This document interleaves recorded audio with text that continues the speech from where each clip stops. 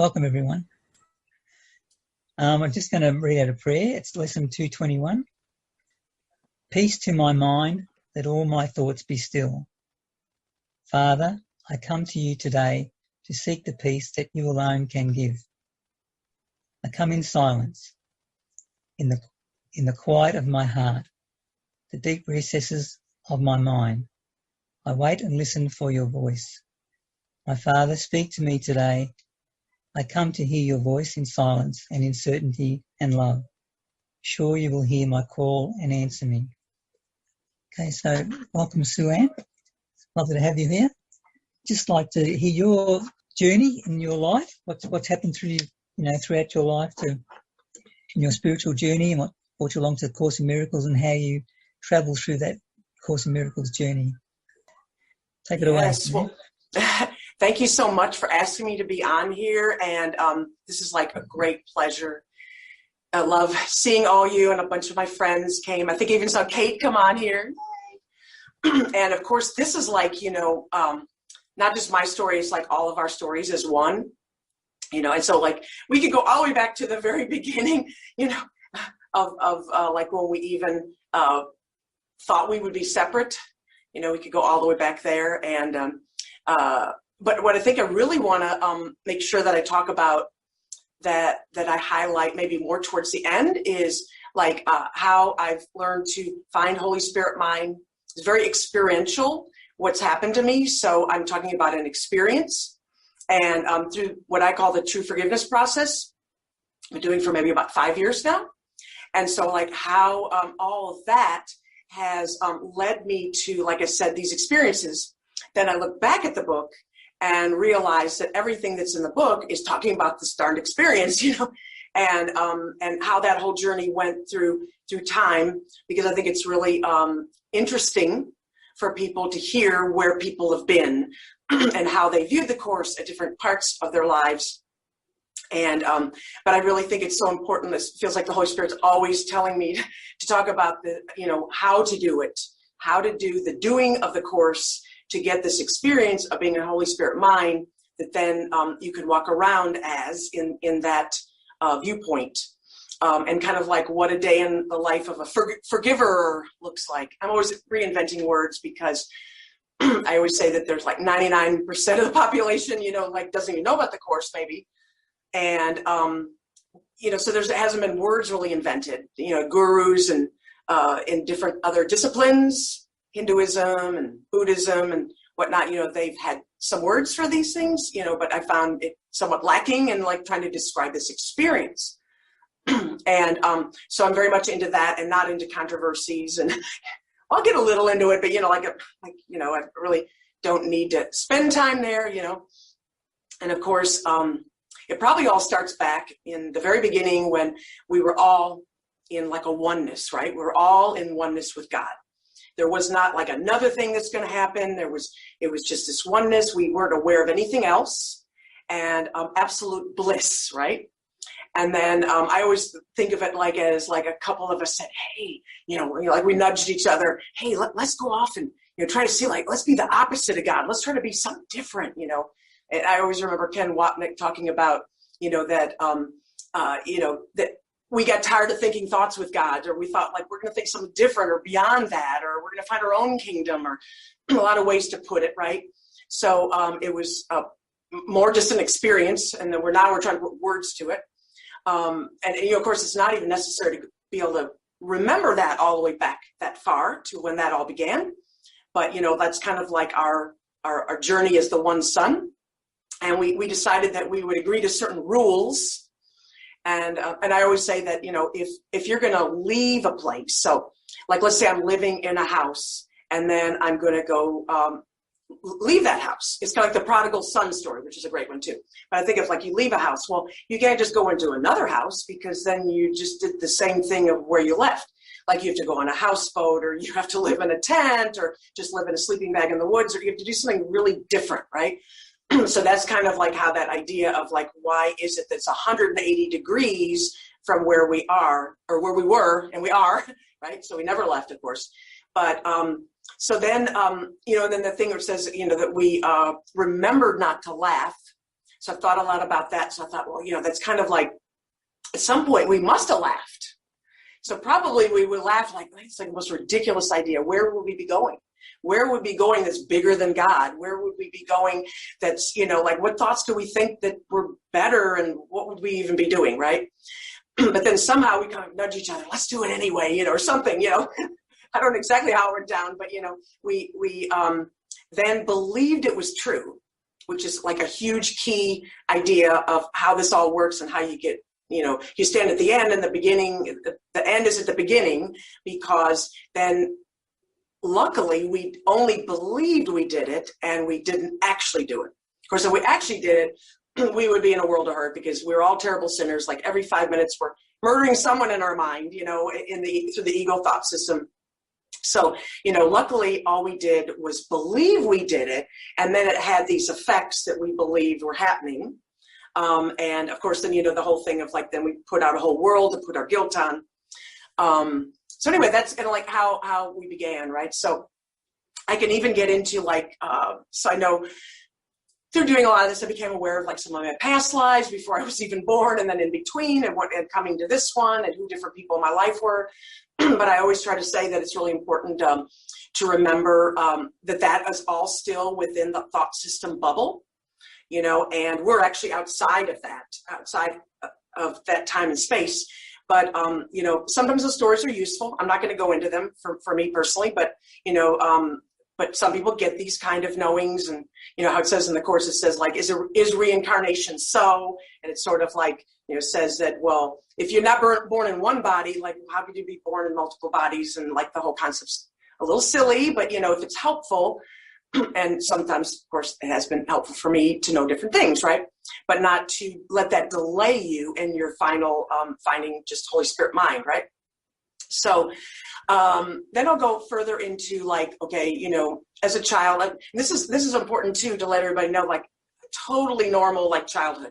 So I didn't really have abuse. I didn't really have a lot of things that could have spurred me on to, be so desperate to get spirituality. I really didn't have a lot of that. And so that's important to know too. Like you don't have to have those like terrible things. Some people do, and it is useful to propel them into something, right?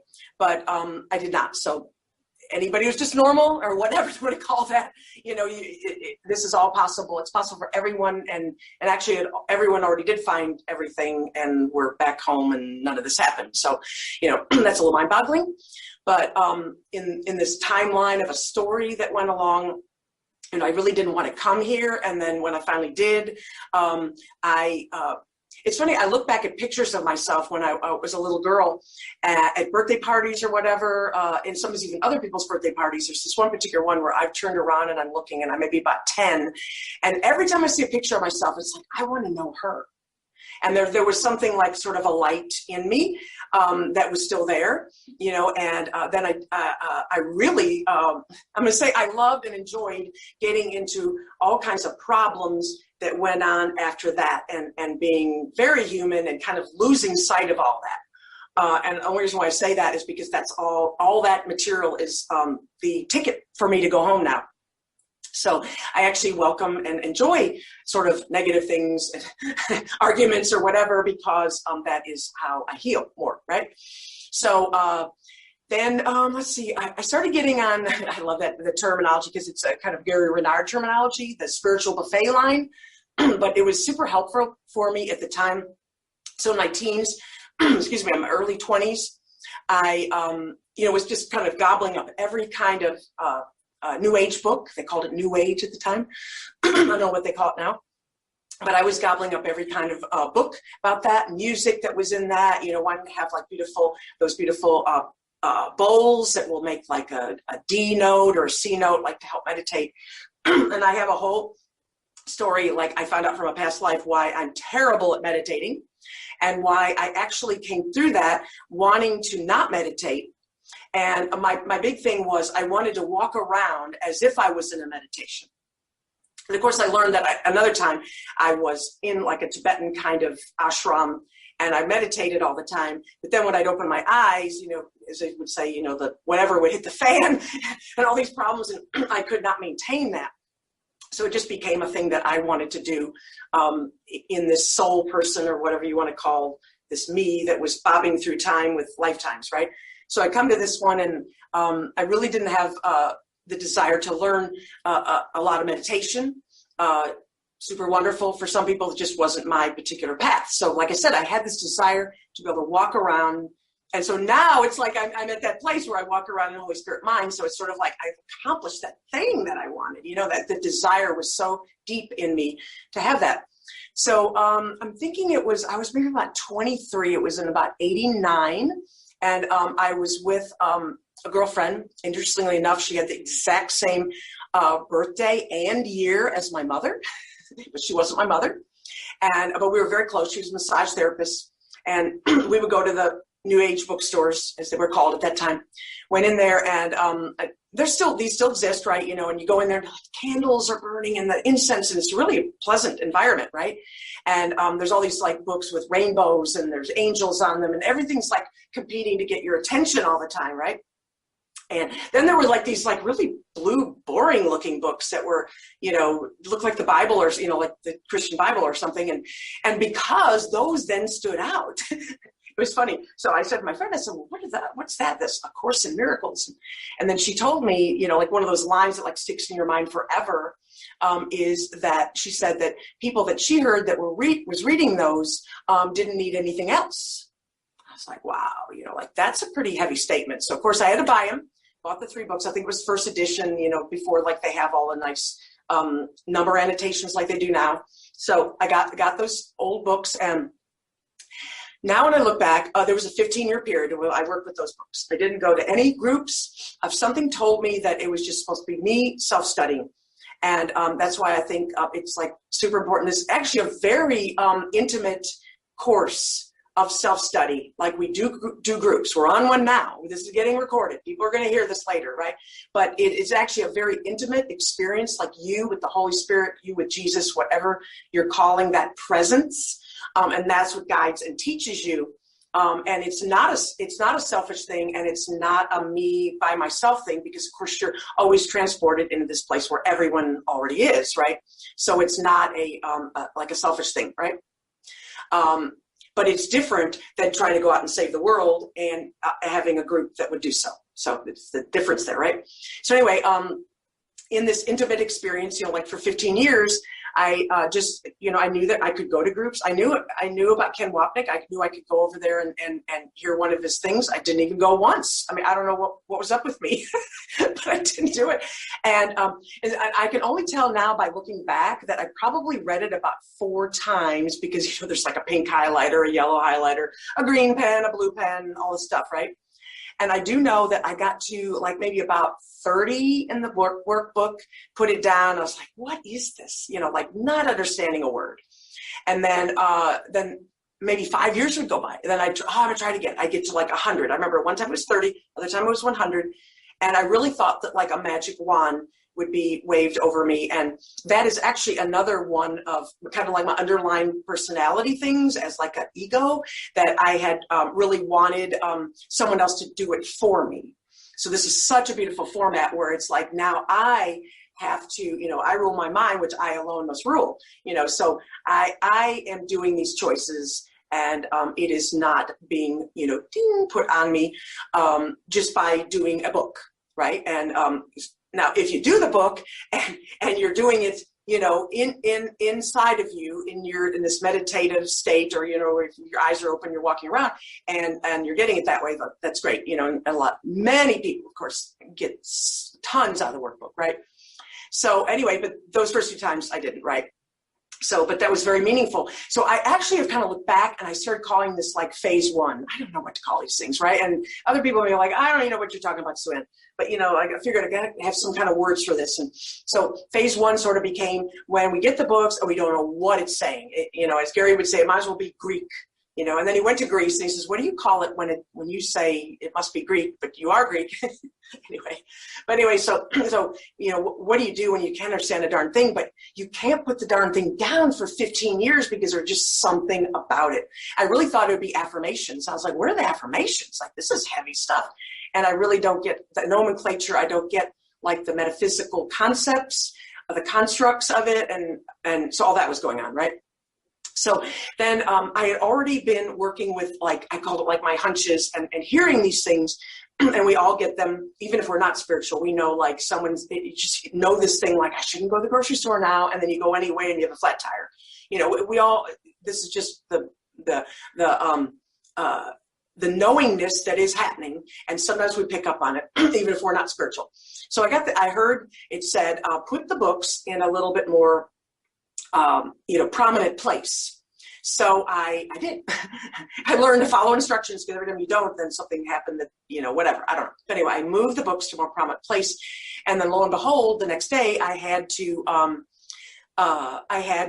orient a new. In fact, I still do the same work. I have a 40-hour-a-week job that I do, and I'm doing it since 93. But anyway, so I was orienting a new person. I said, come to my house, I'll show you my computer, and da-da-da. Well, because of that, then she saw those books and had no idea that she was like she was in Unity Church. She was in Course in Miracles groups. And she said, if you like those books, you're going to like Disappearance of the Universe. I'm like, what's Disappearance of the Universe? And so, of course, next day, orienting again, she brings me a copy, and that's still the copy I have from 2004, out of the first publisher. And of course I hadn't met him, Gary, at that time. And, and again, it's just like, no one is here and there's really no people. It just, the voice that speaks to you through that book, whether you believe that ascended masters sit on their couch or doesn't matter. Like, the brilliance of this that also comes through the Course is the Course, right? But now it's in a linear fashion, thank God, right? And I could finally then understand what the heck it was talking about. This is quite a universal experience. When people have found Disappearance of the Universe, it's like quite a wonderful tool that's come along. And so then when I had that, then I could look back at the Course. And, then I was like, oh my gosh, now I'm getting, what it's talking about, the one sun. I mean, so many of these concepts then made sense. And of course, we know how the book is written holographically. I always think of it like a spirograph, or like when we used to practice our cursive, it's like round and round and round. And then now Disappearance of the Universe was in like this linear fashion, a little easier for a brain to pick it up, right? So of course I did that. And, then another 12 years. So then I call that phase 2. So in phase 2, I was like understanding the concepts. I actually went to a group. Like, oh my God, right? And this is like even before Facebook, before any of this stuff. And I forgot what year, probably was about 2013, 2014, something in there. And I went to a group, and I heard very distinctly in my head that I would be going for their library, not for their group. And one thing that's about me is that, like, I really always go to like very pure non-dualism, or non-dualism, or you want to call it, pure non-dualism. Like, we're just back in heaven, and I wouldn't even be speaking. You wouldn't even see a body here, right? So we could say non-dualism as compared to dualism. So I really would always go to like those depths of the level of the Course, and the reason being is because anything that was a little less than that, like, just wasn't really satisfying me. It wasn't giving me the peace. And that was really the only reason. I have no judgments about where anybody is. I'm just saying, for me, I have to go like really to the core. I have to go to the very bottom of the whole situation. So what happened when I went to the library, and their little thing, it started as a library. So they had all these 10 tapes, not tapes, but they were CDs, and they had like all of his books. So I found myself checking out those, and like I'd listen in the group, and they were so sweet and they were so nice, but they were talking a lot of dualistic stuff, and it was like great. It was beautiful. It was soothing, right? But then I'd get in the car and I'm like, oh my God, this Ken guy, he's like freaking me out, right? And I would just be like so happy, and I get all this out of the drive home, right? So then pretty quickly, I did not go there anymore. And of course, I bought some more on my own. So that this was up till about like 2016. And through time, like I went to a few workshops that Gary had done, and I'm by no means like a groupie person, because again, I'm really much more of a self-study person, and go inside and talk to Jesus and Holy Spirit there. So, so what happened during those years is that I was going to say, so I was, so I went to I think I've been to 6 Gary workshops. So this will be the 7th, which is next month. And so it's really not that many over time, because, but when I would go, Oh my gosh, like the tears would be like streaming down my face. And I'd look around and nobody else was crying. And I'd be like, aren't they hearing that? I mean, I'm just like freaking out, right? And then we'd sit with lunch and then like, or here in the hallway, be like, who's the scary guy? You know, I'd be like, oh my gosh, it was just like hilarious to me. And then I'd almost have to be kind of by myself because I was getting like all this like knowing. It was very fascinating. So probably in about 2016-ish, I went to one and Gary was really getting into, he was like saying, you know, Art and Versa was telling him that he really needed to kind of hammer home this forgiveness idea, that that's the doing of the Course. And you have to get back to the mind, and then that's where the power is, and you're not going to change anything out on the screen. You know, we're a mind, we're thoughts, you know, thoughts leave not their source, you know, so that's what we are. We never actually became bodies. Like I said in the beginning of the talk here, we only believed we did, right? So that shows you how powerful our mind is. I mean, this looks like really believable, right? This hard glass, right? This shirt feels really real, right? But so in that process, I heard this forgiveness word, and that shows you the resistance. I was listening to stuff for 27 years and never saw the word forgiveness. I think there's like whole chapters on it. I think there's a lot on it, right? But that's the resistance level. It just wasn't my time to hear it, you know. And there's really only my time and how this is all, you know, like the path that I'm doing, and that's what you end up concentrating on, and not anyone else's path. You're doing your thing, right? And it seems like you're, you know, like alone. Hey, how come you're not helping other people or whatever, you know? But it really becomes your thing, right? So I started, I'd say, fooling around with the forgiveness process and trying to figure out, you know, what was I doing with that? And that was about like 2016. So, and then I don't know if some of y'all have been doing this, and then find that at first you don't have the payoff at the other end. So, and I didn't even do it quite the way I do it now. So I would just be like, you know, help me forgive this. I didn't know what the heck I was saying, right? And then there'd be no payoff in the other end because I would be coming with my own answers already. So like, let's say I was having an argument with my boss and I'd say, you know, Holy Spirit, help me not argue.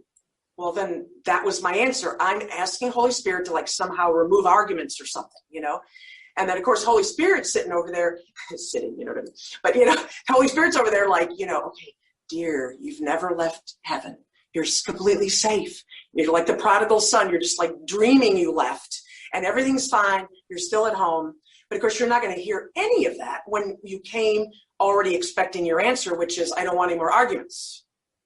You know, maybe I do want arguments. Now, actually, I like arguments. So, like, now it's flipped around. It's like, well, shoot, you know, so you come with an answer and you got to be like big, like broader minded, right? So I wasn't getting that payoff at the other end of feeling anything of Holy Spirit or anything of the atonement or the holy instant or the right mind or all these words that we use to describe this experience. And I remember like standing in the shower, just be like, oh my God, I just got to know even just a little bit of it. And I do believe that there's some of that, like they talk about the little willingness, which is very true in the actual process. But then sometimes we actually have this huge willingness that we're just like done. And like I said, you don't have to have been abused or have, you know, problems or be in jail or any of these kind of things. So I didn't have any of that. My life looked like pretty good, but I was just done with the ego thought system. And I didn't even know there was an ego thought system still at that point. So just kind of playing around with it. And so what began to develop was that then I began to have experiences, right? So the experiences, and what I had to do was I had to be just, like I said, in the 12-step programs, they, you know, they say like hitting a bottom. And so I just had to like completely let go of any answer that I thought or anything of me or just anything. And I had to be willing to hear whatever else that there might be. And then that's when I started hearing the answer. And then like the door would open like just a crack of light, you know, and I'd be like an instant, like, what was that? You know, and then I'd be like, oh, you know, and I'd be like scared, you know, and then I'd like pop back and then be ego for like a couple weeks maybe, right? And then another forgiveness thing. Oh, yeah, that forgiveness thing. You know, and I tried again a little bit. So this was kind of like this building up thing until probably about the last year. You know, I don't know what happens, but I think what happens is that you just start liking the atonement feeling and what I call being in Holy Spirit mind, you start liking it so much that you want that more, and it becomes more and more solid. And like even this morning, I had like another shift, like, whoa, like the teeter-totter's really moving, where the solidity of the real world is getting so solid. And then what seems to be all out here, my body and everything forward, and emotions and body feelings and all this stuff going on, is getting less and less real. So like the teeter-totter's kind of like moving like this, right? And so there's many ways of doing the forgiveness process, but what ended up happening for me, and I can kind of explain it, and then I'll explain like why I do it the certain way that I do it. I think there's some like huge important pieces of it that you can have whatever visuals that work for you. You can have whatever words work for you. You can be in the middle of a meditation. You could be walking at the grocery store. Do whatever you want. But I think there seems to be some really important pieces that are necessary. And the first one is you have to recognize that you're upset, and we'd hear Ken talk about, like the whole text is about trying to get us to realize we've been doing this ego thought system, and that we don't like it. And I often talk about how that it's like our default computer system. We were born, we seem to be born as a baby, and we have no idea like that we're thinking with a thought system. And we're just thinking, right? And all this stuff seems to be happening to us. And all the veils that had come down, where it's just a complete game, where we ended up, in order to stay an individual, and for the fear of like going back to home where we wouldn't be an individual, that we put down lots of veils, and they're like very solid seeming walls, to forget that we made the whole thing. So now we like forget we made it, and all of a sudden, whoop, we're this baby, and all these problems, and seeming like no way to get out of it, and certainly not an idea that there could be a whole nother thought system to think with, like complete disconnect with that, right? And so that's what, all the Course talks about, getting back in your mind. We are minds, go back to the mind. There is no world. Thoughts leave not their source, and the script is written, which I found was like 3 of the very major components that need to be at least believed somewhat, or some willingness to believe that, in order to do the forgiveness process. So like I said, the first step is you have to like realize that you're unhappy, because most of us will walk around, just kind of like this dull depression, and that's just what we think things are, and we just don't have a realization that there's a different way.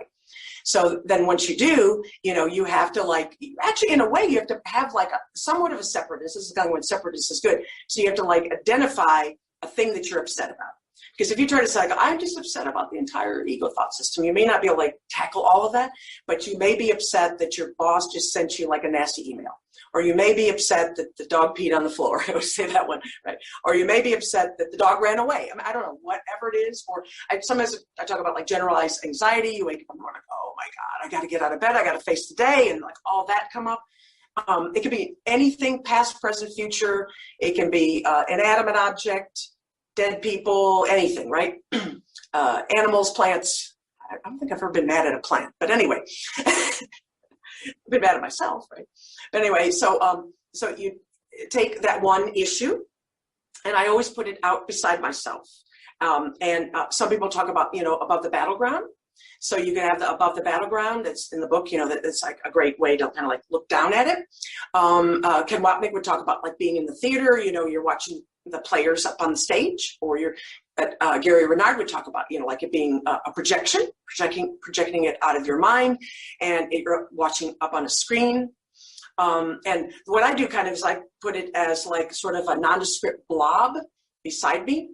And all of these sort of like techniques or visuals, what they're basically doing is they're getting you, the person that thinks it's an ego, outside of that ego. So it's like now you've got this objectivity, and you've distanced yourself, and the situation, the issue is there over there, somewhere else. And the reason why I put it as like a blob is because I have problems. If I try to see it still as that person standing there that I'm mad at, I'll tend to like, go right back into it. And you can tell when you've gone right back into it, because like you've taken it all on, and all those emotions come back up, and you're like, So put it right back out there. So you put it back out there. So however a person wants to look at it, but I think the key thing there is that you get this distance from it. Now, some people had said to me, okay, well, that sounds like you're projecting it, but here's the key is you're not projecting that out. You're now in what Ken called the decision-making mind. You're back in the mind, and you have a couple decisions you can make, and you're automatically with Holy Spirit. Now, sometimes when I was first doing this, I would say, Holy Spirit, please be with me. So that may be a very comforting thing. I may still use it sometimes. I don't know, but whatever techniques kind of work for you. But I found that I'm automatically there, and whether you call it Allah, Buddha, Goddess, none of the words matter because it's an experience and it's a presence. And that's what it is with you. It can have any word you want, chocolate ice cream, if you want to call it that, right? So anyway, you're with, so I happen to call it the Holy Spirit. So the Holy Spirit and I look together. And so that's why it's not projection. So now I'm separated from the problem. It's a good kind of separation. And now I'm saying, Holy Spirit, help me see this through your eyes. How do you see this? And then what is it? Page 401 in the workbook where it says, what is forgiveness? It talks about we're going to be still. We're going to be quiet. We're going to judge not. We're going to look. And then the forgiveness will tell you of itself. And then that's when the answer comes. Now, when I first started doing this, I felt nothing. It's like, okay, I'm not even sure if anything's happening. But there was somehow a trust and a faith and a belief that especially when you first start doing this, that something is happening. I think Disappearance of the Universe gets into this really good about with peeling the levels of the layers of the onion, right? So at first you peel the skin off and it really still looks like an onion and you're like not even sure you did anything. Do you start going down and down and down and down? So it really starts looking a lot smaller, right? And another good way to put it is I think of some as like a volcano. And Eli was showing some beautiful pictures of being on the Big Island in Hawaii, which I've never been there before, but I think it's so cool that it's like a slow moving volcano. So sometimes we have the big whoosh, but most of what we're dealing with is kind of like a slow burn, it's coming up like from the subconscious at a rate that we can handle. And I'm mentioning this because this is what becomes your practice, like through every day, you're just miracle ready. You're ready for every upset that comes, and then that you take it to this forgiveness process over and over and over again. It gets like boring, like a broken record, because there's really nothing else to say. It's that. And so then, and it's like sort of this oozing up, and until like my volcano is like it's all out of there, then that would be the undoing of the ego. Talks about that in DU, and how that once that's all done, just the universe disappears. Thank you for that beautiful title of the book, because that's what happens then, right? Because it was always just a thought, and then as you undo the ego, you stop looking with the ego thought system, and you start looking with the Holy Spirit thought system. And being a mind, that's all we do is think. Nothing is actually happening out here. And so what we did was we created as if we projected out, and it looks like all this physicality, and the beautiful ideas of that, the hungry dogs of fear, hungry dogs of upset, hungry dogs of madness, whatever you want to call it, they go out. But the decision was made first in our mind that, oh my gosh, I'm afraid of God at this second. And in this moment, I'm going to create more ego stuff. But this all happens so fast, you're not even aware of it, right? Just whoop, and then you send the hungry dogs of fear out, and they bring back to you exactly what you asked for. But then you're like, oh no, I didn't ask for any of that. I'm a victim. And so we want to say, like, the other thing is the at fault. I'm going to keep my individuality, but I'm not at fault. It's that other stuff or whatever that problem is that just got brought back to me, right? So we could do the very same thing as you choose the Holy Spirit thought system, and then I call it like the butterflies go out. The butterflies go back out, and then they bring you in like beauty.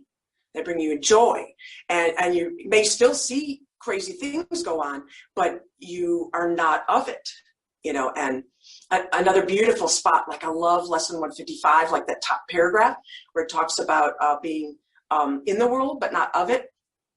And this was another one of these things that where you read these things over all those years, and then start having experience, and then go back. It's like, oh, that's what happens. You walk around in like this Holy Spirit mind. That's wording that I can come up with it. But you're not identified with the world. You're not identified with the body. and you're like as if you're an avatar walking around in kind of like a in a dream, in a movie. I don't know how to explain it. It's an experience. Go have it, right? I always say, go have the experience, and you know what I'm talking about, right? And I know a lot of you all have, and we have them at different points. But what's really cool is it's possible to get it where you're that way, like all the time. So what happens is you end up seeing that as if things are happening, but you're not really identified with them. And you know, I don't even know how much time I've taken. I could get into like, you know, the script is written. I could get into like all those wonderful course ideas and how that fits into how you forgive. And you have to believe that there is no world because that's how you forgive. If you forgive that there is a world, then you're never really, you're just like giving the person like a break. Okay, I'll give you a break now. But I saw what you did, you know. But if, you know, what to say, we forgive our brother for what he has not done. So how in the world could you do that without understanding that there is no world and that you're a mind? So you have to know that to go back to the mind. So it all like fits like this really well, right? I don't know how much time I've taken. You want me to talk about the script is written? Yeah, you got plenty of time, Sue Ann. No problem. Okay, I'm going to tell you about a funny thing that happened yesterday. So the script is written thing has been very, very interesting to me because I don't know if y'all, I can't remember if it's in Your Motor Reality or what, but I think it's in Gary's second book where he had this time experience. And if you've read the books, I don't want to be like spoiler alert or anything, but if you haven't read them, but sometimes he'd be taken in different times, sometimes he'd be taken in different places, and just kind of alliterate that there is no time and there is no space in reality, and that with the strength of mind, you know, you could take another mind who hasn't, maybe even isn't at that point, but they can go with you to different, because we're creating the whole thing from the mind, right? Okay, well, anyway, so he had this experience where he saw himself do something, and he actually like was walking to a site, and he walked up on this mound and did some stuff. And the first time when he was brought there, he was not, he was with a couple people, but he didn't have to say much to them. He really didn't know who they were because he was sort of experiencing it for the first time, right? And then about, I think it was a month or two later, he was actually speaking at this place. And then he went through that whole experience that he had already sort of been taken to first by Art and Persa, right? So then the second time, and then he realized, and I remember reading this, I was like, this is something significant. He realized that he couldn't swing his arms even different. He couldn't go like, okay, while I walk up here, I'm going to put my hands in my pocket. I mean, not only could you not even do those simple little things, but you couldn't even do big things like I'm not going to go there at all, or I'm not going to say these words to this person. I mean, he couldn't even do simple little things like swing your arm different, you know? And then the realization came that like how much the script is written, you know? And so the idea goes all the way back to the beginning that, you know, when the answer, so when we said, hey, let's go off on our own, this question, if it was a question, like you want to say, it was answered right away. And which was like, that's the silliest thing. What in the world? You know, I don't know who answered it. It was the allness answered it. God answered it. I think it says in the book, right? And so what this entire universe of space and time that kind of got like blown out, like the Big Bang happened, and then all rolled back in like a tiny tick of time, as they say, and actually never happened, of course, but we believed it did. So now we're at the end reviewing what has already gone by as if for the first time. And we're playing a very clever little game that we're pretending like, you know, like we're nudging each other, pretend none of this happened. You know, like we're like these kids, you know, like let's play hide and go seek, you know, I'll pretend I don't see you, you know, like, you know, it's just like kids playing a game, right? So we're like, no, okay, yeah, we're not going to, we're going to pretend we've never done this before. And it'll be like really exciting. You know, of course it's not sometimes, it's sometimes really awful, right? So, and so we're going through all this and not remembering. We remembered not to laugh, right? So with the timeline, you know, so people are like, okay, there's different timelines, there's different dimensions, and that could very possibly be. But again, that is all in the ego thought system. I always think of it like a football. I don't know why I think of football, but I look down at it, and it my visual is it looks like this big piece of mercury. And it's like very shiny and beautiful. It's quite attractive. And I see my reflection. But every thought that was ever thought that wasn't, quote unquote, with God They can't do that, but every thought is in there. So every alien, if you want to believe in aliens, every UFO, every galaxy that's gazillion miles away that we don't even know about right now, all of that, every thought we've ever had, if there were dimensions, if there were different timelines, it's all in that story, right? So, but what I find is that I am on this timeline that I cannot change. And then the beauty of that is then I'm actually like fearless, because now I am still reviewing it, but I have a choice. Who am I reviewing it with? And I have a novel, like let's say my book has 12 chapters, right? And so like maybe I'll become enlightened at chapter 10, right? Y'all will still see me in chapter 11 and 12. I'll still appear to be walking around, doing stuff. I'll look like a normal person. And anybody, like it says in lesson 155, it will look like I'm an ego. And those that are still in the ego mindset will think I hadn't changed. And you will still like play out that script. And in fact, I really think Jesus like probably didn't have too much more to do when he was that body as that Jesus man. And so, but then it was like with 33-ish years or whatever, we said, no one really recorded that, but that he was walking around probably going through chapters already knowing he wasn't there, and looking like he was there and saying stuff, right? So, so this timeline is going along, okay, and so one of the reasons why we want to believe there's different dimensions is because we really want, the ego really would love us to still have free will and make a difference in what's happening out here. Like if I turn this light off or I turn the fan on, it wants like that I'm doing something. I'm having an effect, and there's really a world, so it kind of goes down that whole way.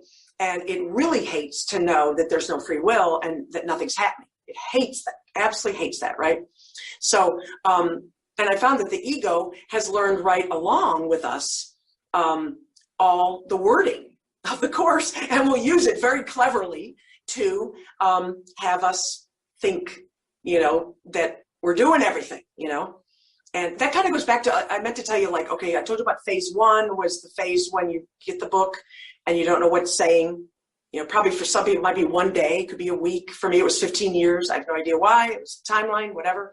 And then the next 12 years was more like, now you learn what the book is saying and you get like an alignment with the ideas. And you figure out, yeah, I like this. And I could kind of like get that idea. And you're liking it, and you're like, okay, I could deal with that.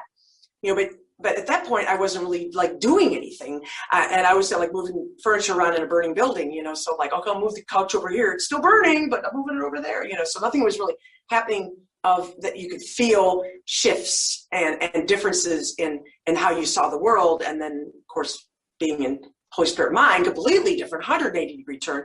They hadn't experienced that all in that second phase. And I don't know what other phases are, but I guess I'm in phase 3. I have no idea. And you stop caring. You don't care. You don't care, like, if you become enlightened or whatever, because it just feels so good all the time that you really don't care. Like, am I getting it done in this lifetime? A lot of people, am I getting it done in this lifetime? Or I have 1 more, I have 2 more, like, I really don't care. And it was really fun too. I know I'm kind of skipping around here, but Holy Spirit, like, just keeps talking, right? So another great line is that nobody looks back on this. I might quote it just slightly a little bit wrong, but it's like, nobody looks back upon this world and all its ills. No one escapes this world and all its ills who looks back on it with condemnation. And I remember like hearing that word, like, or that sense, like, what? Like, no clue what it was talking about, right? Well, so now I get it. It's like, so when you undo the ego through this forgiveness process, or however you do your process, but you have to look at that gunk. You have to look at the ego, and you can't just go right to the light because we're too afraid of it. We have to look at the gunk. And that's how you do it. That's your ticket home. All those tickets are your ticket home. So as you're doing that, you, I forgot what I was saying. Shoot. See, it's like these ideas are all like rolled in each other, right? It's like they're rolled in each other. And I forgot what I was talking about. What was I just saying a second ago? Oh my God. I can't remember. So Ann, because you talk so fast, I can't remember either. I know, right? And I do have a tendency to talk really fast. And it's funny because, so some people will say they'll have to like watch back through my videos. But there's this weird, it's just like this flow. I almost can't talk fast enough for the amount of the flow of the ideas that comes through, if that makes any sense. Can I ask you a question? Yes, please. So I don't know the exact thing you said at the beginning, but you said it over again a few times. And I think it had to do with like the moment when the experience of the Holy Spirit sort of enters in. So I'm just wondering, like, I don't even know how to ask the question the right way. See, for me, there's like when the shift of perception comes, there's a shift, a literal shift that I feel in me. And I'm always interested in how that sort of occurs with other people who experience that shift. Like, because it is like out of ordinary consciousness into this other way of seeing. And it's another way of experiencing as well. And so even my physical experience feels altered when it happens. So I'm just wondering if, you could talk a little bit about that with yourself or something, if that even makes sense. Yes. I don't know. Yeah, totally. Yeah, so totally. So the shift for me happens pretty much only when I bring a grievance. So like I said, I have to recognize I'm unhappy about something. Something's popped up. And then I take that to Holy Spirit and I said, look at this with me. What do you see? Let me see through your eyes. And I completely surrender. Some other people even said, like, put it up on an altar. Like, this is a beautiful, like, metaphor. And then you have to, like, back off, right? So in that surrender process, then I get that shift. And, of course, like I was talking about, like, I was in the shower, like, oh, my God, So at first I didn't have it at all. And then it began to be a little bit. And then I liked it so much that I would just stay there as long as I could, is a good way to put it, until the next grievance came up. So it could be 10 minutes later, it could be 2 hours later. And like you said, the shift is that you just know you are with everything. Again, it's this experience, like, so I had to explain that, right? And that you are not your body. And I can also talk about, like, the two thought systems, which is also really important ideas to know that, like, we're not an ego, and the ego is not a thing. It's not a person. It's not like the devil. It's a thought system. And so that helps a lot to say, like, I now have the ability to think different ways. So now I'm going to be looking with Holy Spirit. So like you just said, my mind shifts, and then it's very similar to walking around as if I'm meditating, but my eyes are open. And I'm walking around doing things. So, and then with that whole thing I was talking about with the timeline and the funniness of how that seems to play out exactly how it is. And but there are some changes that can happen in there when you talk about the crunching of time. What do we call it? The removal of pieces of time that you no longer need. And let me just tell you this funny little experience, and this will show you, like, living in the Holy Spirit mind and the timeline. So yesterday, I went to the grocery store. It's like super mundane, ordinary, right? And so over here in the States, like, we have to put credit card has a chip in the thingy, and then it goes bing, bing, bing, you're done. You got to take the chip out, card out. So for whatever reason, I felt like rushed to leave, and I did not take the time to put the card back on my wallet. I had the groceries. I'm, like, pushing out the door, and I'm already hearing in my mind that this is going to be a problem. But I'm not doing anything about it. I don't even know why I didn't think of doing anything about it. I just like, oh, this is going to be a problem. I don't even know why. Okay, pushing the thing out there. I go out to my car, and for whatever reason, I put the credit card on the roof of my car. Now, you know where we're going with this, right? Problem is, like, coming, right? So I put the groceries in the thingy, and then I push the card over, and then by the time I push the card over, I've already forgot about the credit card. So I get in the car, drive away, and not until I get home, which luckily isn't too far away, I realize, oh my God, the credit card. Oh, I did leave it on the roof, And so even when I put it on the roof, I heard, you're going to forget it up there. like it's just kind of like a running commentary. So like I'll see the timeline, but I was almost like 1 second off of it. But then I like walk around in Holy Spirit mind. So it's like I didn't feel any need to like have to change it or make it different. I'm just like, ooh, just seeing everything. And so when I got home, I didn't act like stupid or like, oh, Jesus is going to heal me and somehow the credit card is going to fly back in my hand. No, you act normal. And so I walked in the house. I said, Tom, I just made a mistake. I left the card on the roof, and I grabbed the Discover bill. I called them. They put a freeze on it. So you do these normal things. You look, it appears if you're normal, but the whole time I was feeling like it's all going to work out. And even it didn't. You can reverse the charges. You can do something, right? Something will happen. You're just watching. And so then I drove back. I'm looking for the credit card, and luckily somebody actually had turned it in, which was really pretty amazing. But anyway, someone turned it in and I got the card back. And so, but the thing could have turned out worse, but in Holy Spirit mind, when you've made that switch and then you're staying there, like I have to tell you, like it did for like 1 second, maybe walking in the door, like there was like a little tiny like annoyance, like go back to ego thought system. And I was like, nope, don't need to do that. Don't need to do that. And like, it didn't happen. And so that's also how it will become quicker as you're practicing this, the miracle readiness and everything like that. And that's just a small little example, but it also shows that timeline. And I can tell you just a slight bit more about timelines, and please ask more questions too. But so I always used to love the idea of karma.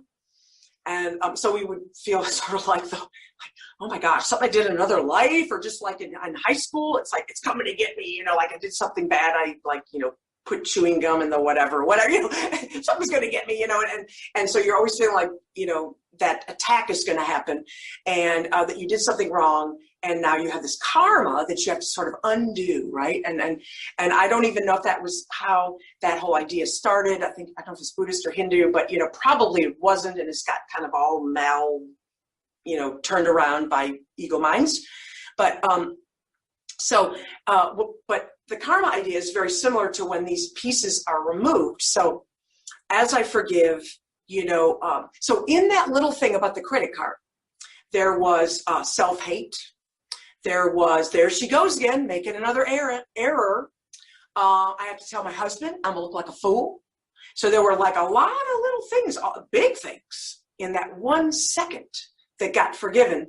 So I don't know if there's probably more self-hate. There's probably more of that, but like another little layer got peeled, right? And then, so if there's little bits of time that have me leaving the credit card on the roof again, they either won't be there or I'll experience them as not bothering me. And so what I found also is my life seems to be getting like smoother and smoother, but you're not sure, is it because I'm in Holy Spirit mind or because pieces have been removed, and like, how would you know? And do you care? So that's, I think, what they're talking about, where time could change and Holy Spirit's in charge of time, as it says in the text and everything. So I don't know if that helps. No, I understand. The only problem I have with everything you said is, when I read Ken Wapnick, he says the Holy Spirit doesn't, get you credit cards, actually. So, no. Yeah, and he didn't do anything with the credit card.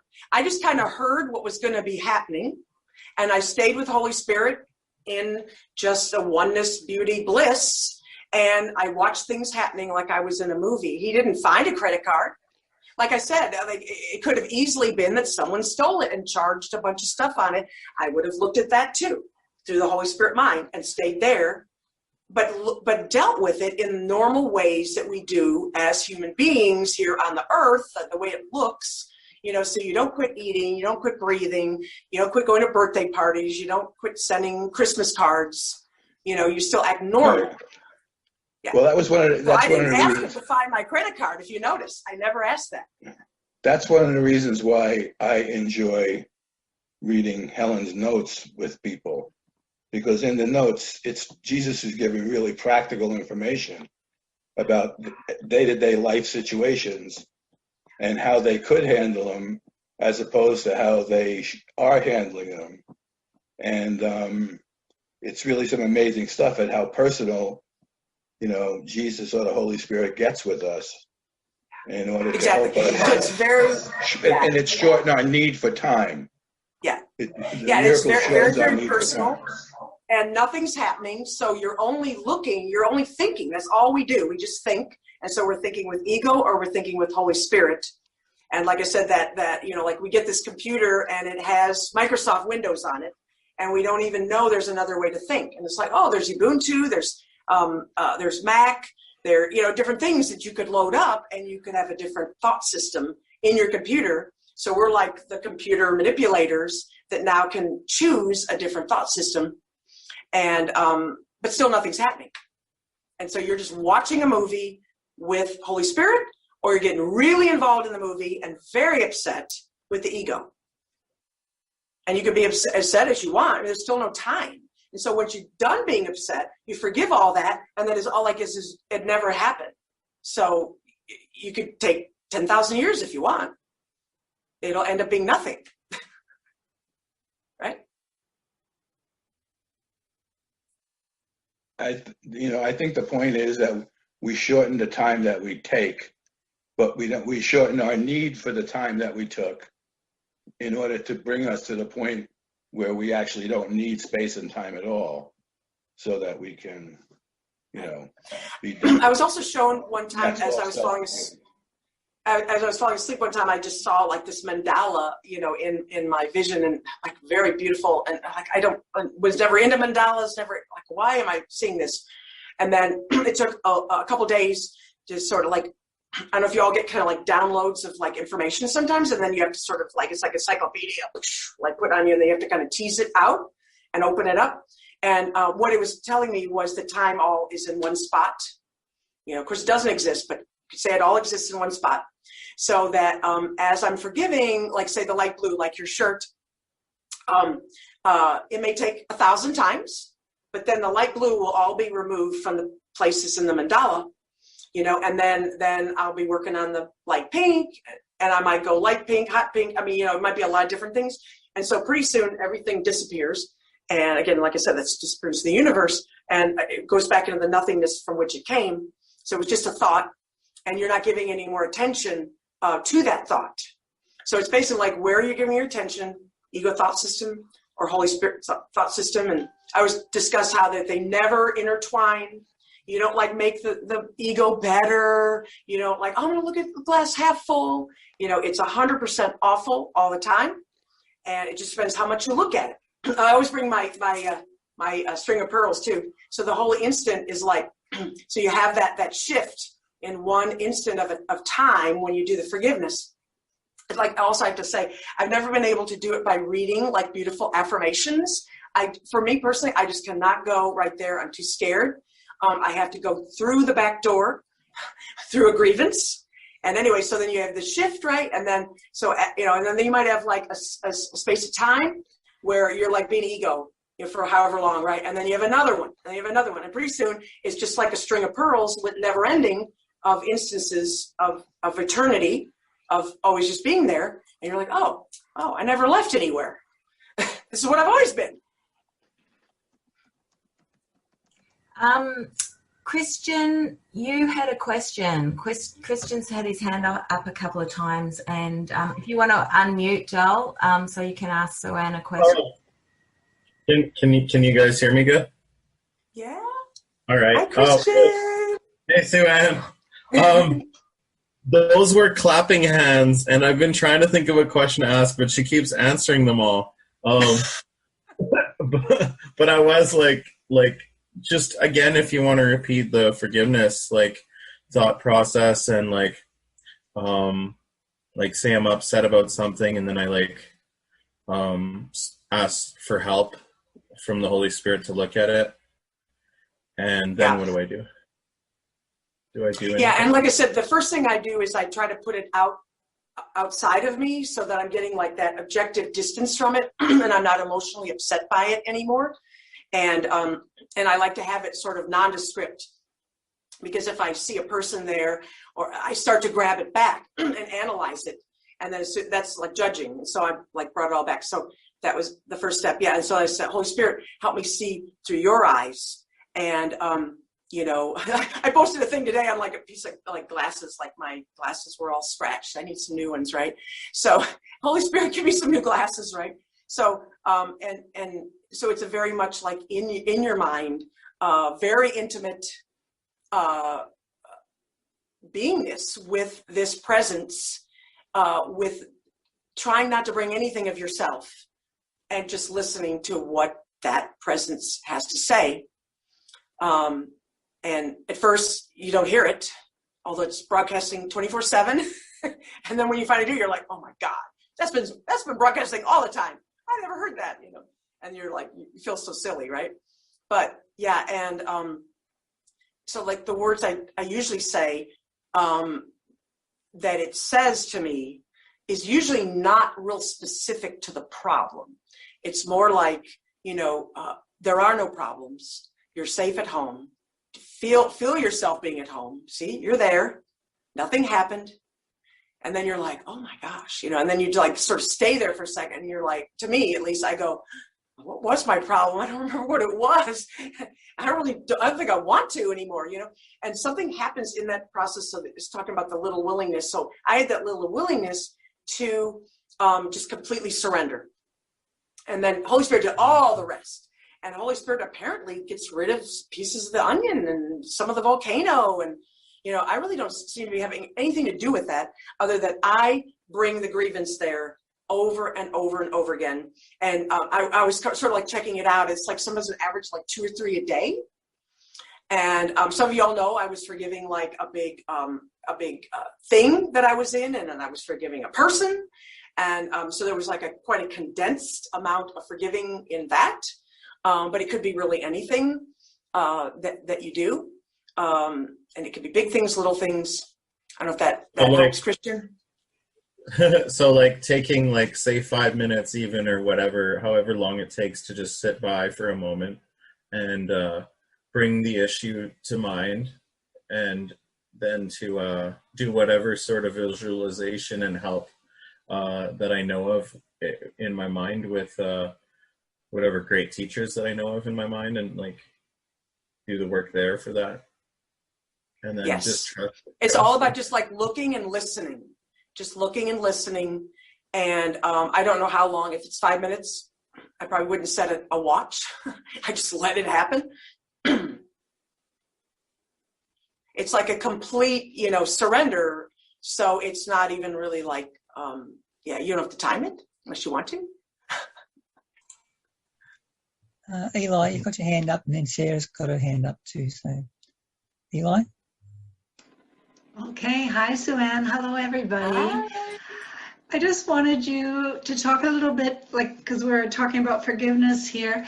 Now, do you follow the same process of forgiveness when a thought comes up from maybe I was 8 or 10 years old that wasn't something kind of, I'd consider it ugly, and do you take that thought as if it's right now, because right now it's making you feel not so happy, and so use the same forgiveness process of putting it beside you and forgiving with the Holy Spirit, looking at it, and then finally maybe letting go of it so you never have that thought again, it's gone?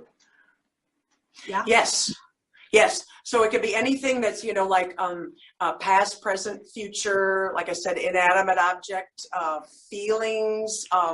So a lot of people like have generalized anxiety, or they have depression. You just find yourself, oh my God, I'm just like so depressed. I don't even know why. Sometimes you can't even attach it to a thing. But yeah, you could have a memory. Like, you know, a lot of people have a lot of stuff with their parents, you know, and the parents may already be passed. And then you remember something that happened in 8th grade or whatever. Yes. And it doesn't mean that you're going to have to even like forgive every single thing that ever happened, you know, in that relationship with your mother. But because it seems like there's some that get grouped together. But if you like pick out one that, you know, and it says like search your mind. And I can't remember if Ken said it, like you don't have to search far.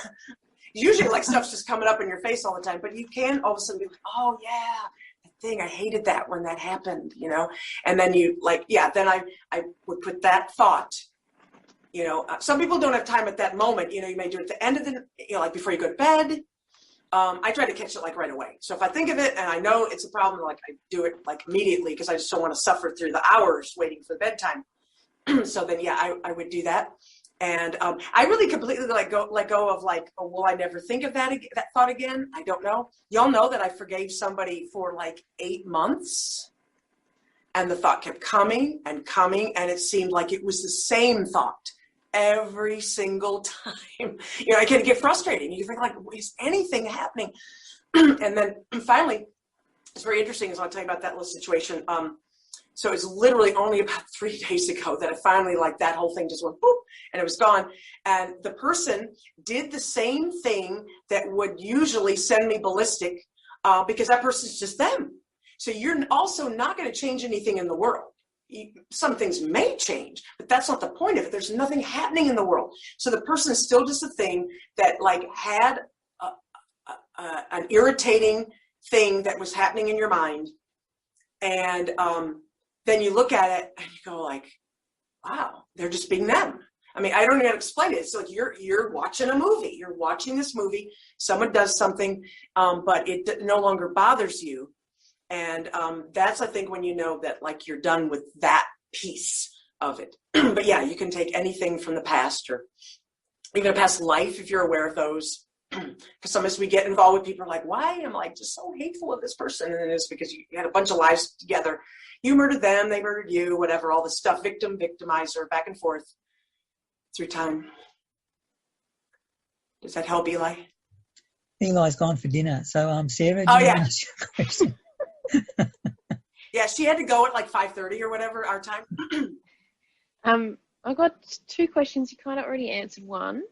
Well, I'll start with the second one first because I'd love to hear about just that. I'm sorry other people have heard about it, but your 8-month forgiveness process on a person.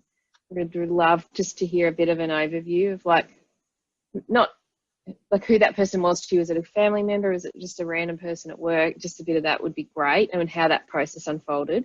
But the other question I wanted to ask was, and I think you've kind of answered it, but I'd still like to hear your perspective. When you're doing the lessons, obviously they're sometimes very structured, which is great. How do you mix in, like I know at the end of the day, if I catch something in the day and if I can get time on the pillow, I will, sitting on to meditate, I will do it straight away. If I can't, then when I get home, do that work. And if I can't do it then it's at that night. But I'm also conscious of doing my lesson. How do you put the two together? Does that make sense? Yeah, definitely. Well, first of all, I ended up doing the workbook finally, the full thing. And I think it took me a little more than a year. And I don't know what year I did it in. It was sometime in that, like what I call phase 2, so let's say it was around 2010. It's just said, I don't even remember. But, and then the other funny thing, I have to put this in because I was the worst workbook student, the worst. Like I would just read, I would read the title and I'd read the pages. I'd completely forget the whole day. Like all these things between 5 minutes on the hour. I did none of that, none. So that's like the most hilarious thing. So you can be like the worst.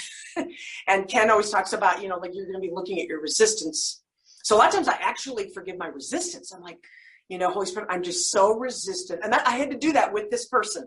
I'm so resistant to forgiving this person, not even just what they're doing, that I then put that there, even the resistance, right? So that was really important.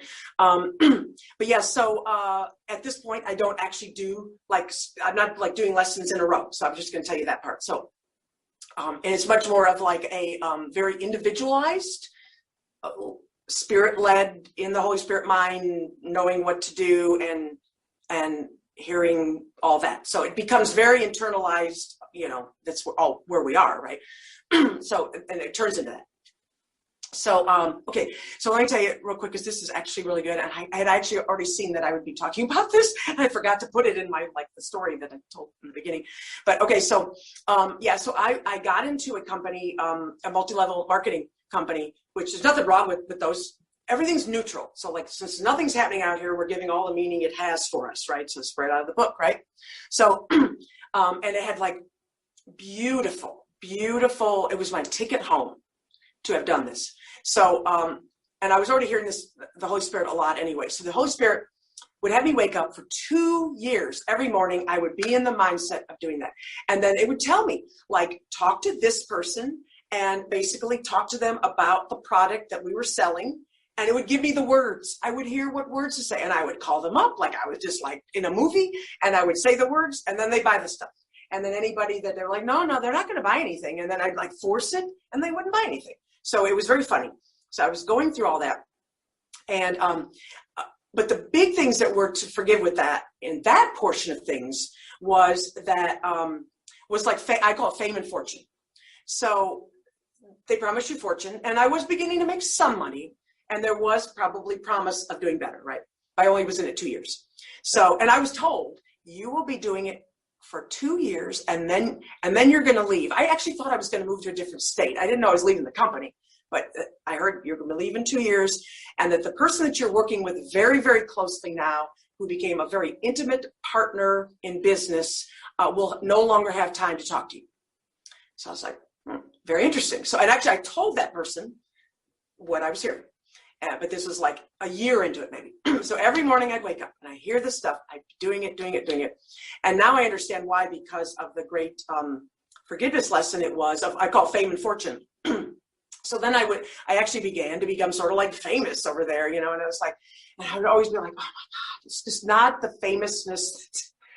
And I don't really feel like ego. I think in other lives, I had been powerful, I've been bosses, I've been rich, and I just don't care about it anymore. It doesn't satisfy me anymore. And, you know, a lot of us, we come already with certain viewpoints, and I think it's because of work we did before. That's just my personal opinion, because a lot of us, we come, it's like we know too much to have, like, be this far already in just one life, right? But anyway, so that was the first things I had to forgive. And I woke up I was almost to the date, exactly 2 years. And I heard Holy Spirit's like, you will no longer be doing that. I was like, okay. And I was like, okay. And I followed directions. And then so I called up the person. I'm no longer doing this, which was very, very upsetting to the whole group, right? And because I was intimately involved with it, right? And so then it said it was going to be easier to forgive the company than it was to forgive the person who you'd become intimately involved with. And then you also have to understand, like we found out later, like we'd had some other past lives together. So we're like really cleaning up a lot of karma, right? So, but again, that's all in that story. None of it really happened. But it is why a lot of our emotions were there. And so with that particular person, so I left about 8 months ago from this company. And so it was harder to forgive this person than it was the fame and the fortune, believe it or not. So that was like, that was actually pretty quick. And but what really upset me was a person that I'd been very intimate with, and this is not like sexually intimate or girlfriend, boyfriend. I have a husband, you know, so whatever. I mean, that, of course, that doesn't stop anybody, right? but anyway, it was. And this person even said to me later that it was very much like a romantic relationship because of what we had to talk about every day and text about in this business process. So it's going along, and literally it just shut. And then there were so many things about like, what is friendship and what is loving and why would you stop and all these kinds of things, right? And it was all really my perception with ego thoughts that was giving a lot of meaning to that. And the other person didn't have those meanings. So I was very interested in learning about perspectives. I was interested in like kindness and letting that person now be whatever they are. And then they do tons of beautiful things. It just, they were not things that I'd set up, you know, and believe it or not, like we found out that like I'd been that person's mother in another life. So I was kind of like motherly. And then it was like, you cut off your mom. You know, why aren't you calling your mom? You know, and that's sort of the funny part of it. But, you know, and so the realization of that and so forgiving, like, what are friends? You know, because if there's no people, you're really not having friends. Everybody's in the oneness. So like when I'm there, everyone is there. And so now I look at these things And like I said, I just, in the last few days with that person, now I saw them do some funny things that used to really send me ballistic. And those were all the things I used over and over again to forgive. So, and the other funny thing too is that, like, and this is how I would follow Holy Spirit so closely. Like, I would write texts to the person. And I would like vomiting. Like, I would just vomit out my feelings and my upsets, and probably things that would be probably better for journaling, keeping to myself. And then, but I would do it on a text, and I would hear Holy Spirit say, there's a definite purpose why you need to send it to that person. I'm like, you got to be kidding. And I would actually have this resistance to doing it. All right. And I press the button, and then they would have their forgivenesses of what was in the text. They would give me back these very loving texts, very wonderful, right? And then finally we got a chance to meet up in person. And then that person said that they could finally look at their annoyances at what my texts were. And they looked at the annoyances, and then they realized that it wasn't them creating those thoughts. So then suddenly they got that objectivity. They were now in the decision-making mind, outside time and space. And they saw this person that they thought they were, that was making all the meanings of the annoyance of Sue Ann said another text. So Holy Spirit was so much smarter than me, because he knew that it was important in that particular situation for this person to receive those. It doesn't mean you're always supposed to vomit on people. But in this particular very intimately knowing thing, I knew that I needed to send them for this specific situation. So it's very interesting how it all like really interweaves, and the bigger picture that I had no idea. Why would it be good for that other person to hear this? You know, that emoji with the guy and there's that green vomit coming out? It's like, oh. Very interesting. Thank you. Thank you for the question. Is that all we had, Sarah, for that? Teddy? Yeah, you know, earlier you mentioned something and you referred to it as a download. And I understand what that is because it happens to me. But I'd like to hear, like, you know, you talk about it, how it happens, yeah, thank you. What goes on, you know, that kind of thing. Exactly. You know, so these kind of things would be happening to me for quite a number of years, even before I really got anything about the course, you know, because I mean, the course is like a tool, you know, and eventually we'll put down the course and we're just in the Holy Spirit mind, you know, so the ability to hear downloads and have Holy Spirit working with you. I mean, it's like, it's constant. It's with all of us, whether we're even aware of it or not. So, you know, and I happen to be a runner. So that's actually kind of my meditation.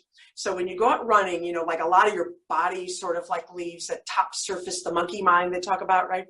And so then I would just start getting here, this about this person, that about that person. And I'm sure some of y'all have felt that when you exercise, all of a sudden you get, oh, that answer to that problem, or I don't know why the water running sometimes for people to take a bath, you know, different ways, right? But yeah, so the download is very much of a knowing. And I love the way the Course talks about like a knowing is of God. I mean, it's just absolutely so, it's just like the light that just shines and it doesn't change. You know, and the beliefs we have, they can move around, you know, or all this stuff, right? We can believe it or not. And, you know, that's in the ego world, what's always changing. So when you get like a knowing about someone or something or about yourself, yeah, it does. It sometimes comes as a big thought that you don't really have any words for. And it sometimes feels multifaceted. I don't know if any of y'all have ever felt that, but it feels somewhat like you've been given a set of encyclopedias, and then I have to almost swallow because sometimes it feels like it just like loads you up, right? You know, like too much to swallow, and then you have to like hold open each book, and it can take some time to do that, depending on what it is. and then there's sometimes it's messages for other people, and you're like, well, do I even give the person that message? And then again, you have to like use Holy Spirit and be like in contact with that, because sometimes it's not the right time to tell people or whatever. My husband had a really good download, and he doesn't do the course. He's like we're almost 30 years married, right? And and that doesn't matter, which is another important thing to bring up, because a lot of people think like, well, my spouse has to do it with me, or I have to find a girlfriend that does it with me, or whatever, but it's not necessary. So anyway, but he gets spiritual things. So one day he's walking by himself and he gets this download, and it really had to do with this whole forgiveness of this company and this person, which is interesting. And he got this download, but he also got that he was not to tell me what he heard. And of course, right away, you're like, oh, tell me. You're just like the little kid, I got to open that box. And, but I quit pretty quickly even doing that. And then we got caught in 2 snowstorms just since this year began. So the first one we got caught, and we went to Arizona, and it snowed like heck, and we got stuck in a hotel. And I'd actually heard, speaking of like a download, I was like, Holy Spirit, like what's coming up in the script like the next day? And it was like, it's white, it's blank, and you're just literally going to be taking it over memory. There'll be no planning, no nothing.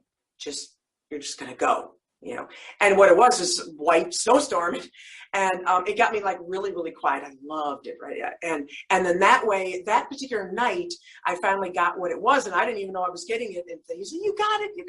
And it had to do with perspectives, and how it's almost like the one sun, is like one ball of light. And now it appears to be all these different parts, holographically, we're all intact in ourselves, but it appears like we're all these different perspectives. And I think of it like if you poked a hole in like a piece of copper, and the light bulb's back there, and now we're like the rays coming out, we're each separate things. So in each person's perspective, each person is giving everything all the meaning it has for them. And that's what he was trying to tell me, was that his perspective is different than my perspective. And then that was okay, because he's giving it all the meaning it has for him, same for me. And then I realized that in Holy Spirit mind, there's no more perspectives. And so that was like the secondary meaning that he hadn't even gotten. So then that was to do with understanding the person that I was forgiving. I mean, it goes for everything, right? But it did help with that one person I was forgiving, that person has their perspective. And they're giving all the meaning everything has for them. I don't know if that helps.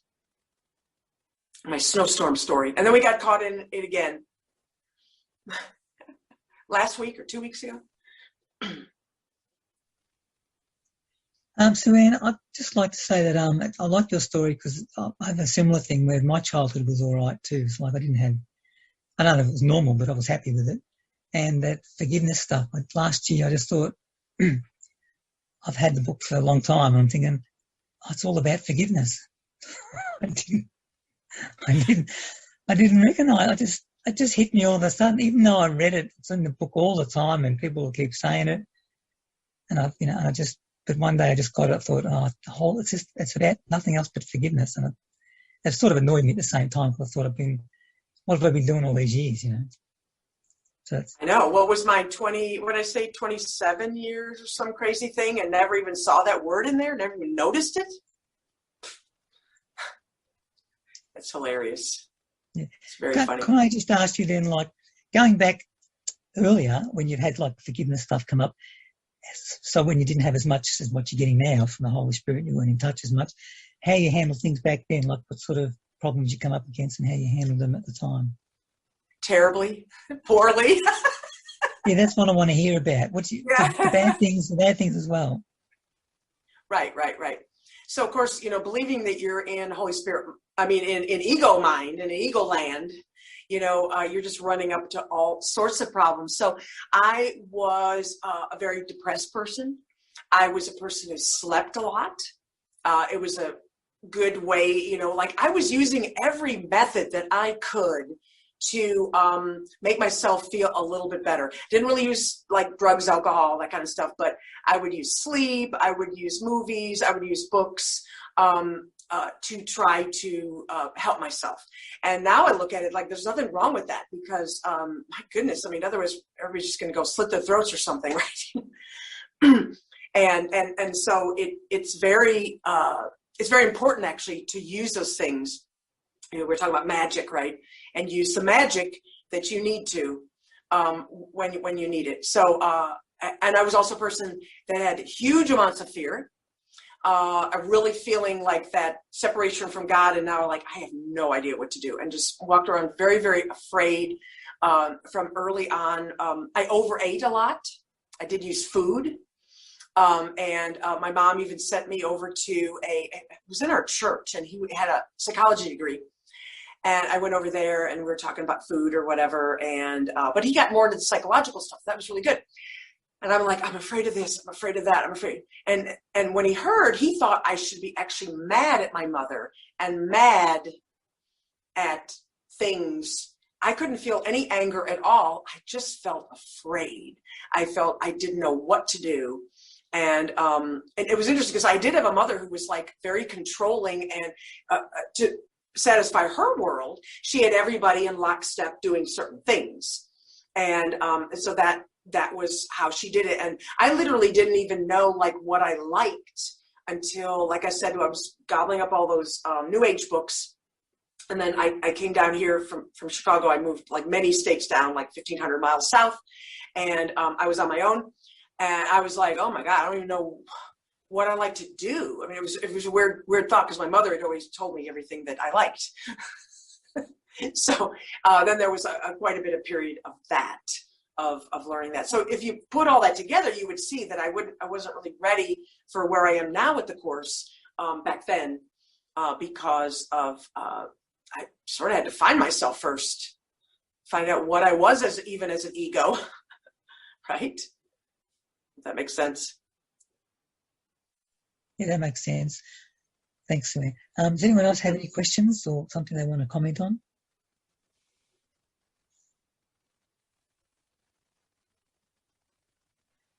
Can anyone hear me? Yeah, we can hear you. It's a bit quiet, but we can hear you. You can hear. My name is Jeek. I met Sue-Ann yesterday on Facebook. She had made a comment on the disappearance of the universe, how much it had helped her. Well, she was into it, but I enjoyed very much her approach to forgiveness. And it was funny for me when she brought up the year 15 years. I was very much into being a born-again Christian, and I came across the book, The Course in Miracles, and I started reading it, but I was so invested in what I was believing through not traditional, but evangelical Christianity, that I just couldn't make the transition. And so the course book, went up in the shelf in Florida for 15 years, and cockroaches started eating at it. But I pulled it out again, and then lo and behold, Gary Renard came out with Disappearance of the Universe, and that was like, oh my gosh. I mean, it's like a panorama of the course. You know what I mean? A panorama where you could finally find yourself in it.